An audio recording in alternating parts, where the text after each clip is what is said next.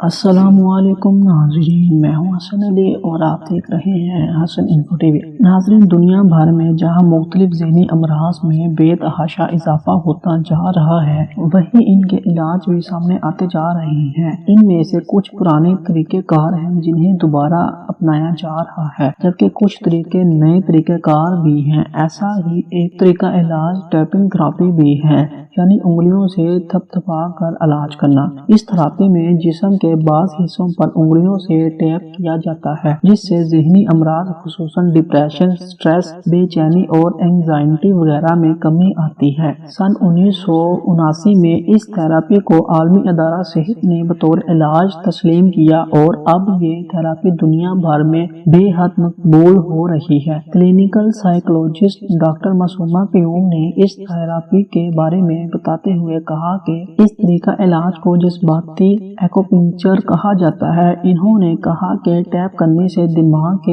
اس حصے میں سگنل پہنچنے میں مدد ملتی ہے جو سٹریس کو کنٹرول کرتے ہیں۔ یوں نفسیاتی اور جذباتی بیماریوں میں کمی واقع ہوتی ہے۔ ڈاکٹر معصومہ نے بتایا کہ یہ طریقہ علاج اینگزائٹی میں بے حد مؤثر ہے اور اس کی کامیابی کا تناسب تقریباً 80% ہے۔ ان کا کہنا تھا کہ اگر جسمانی طور پر کوئی درد یا تکلیف ہے تو اس کا علاج تو جسمانی طور پر بھی ہو سکتا ہے، تاہم بعض اوقات سٹریس کی وجہ سے بھی سر، کندھوں یا پشت میں درد ہوتا ہے۔ ایسے موقع پر یہ تھراپی اس جسمانی تکلیف کو بھی کم کرتی ہے۔